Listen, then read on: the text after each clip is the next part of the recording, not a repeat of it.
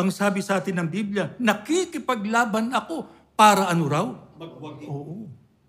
Kasi hindi pwedeng walang hadlang eh. Hindi pwedeng walang bagay na pipigil sa iyo tulad ng pag-usig, tulad ng kalamidad. Di po ba? At iba't ibang mga bagay pang nararanasan sa mundong ito. Kaya ang sabi sa atin, makipaglaban tayo para tayo ay magwaki.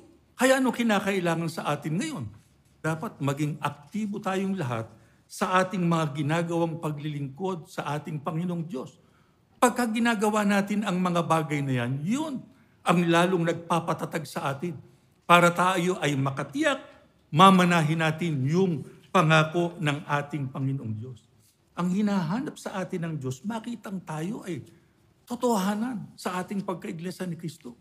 Hindi natin sinasayang ang ating kahalalan.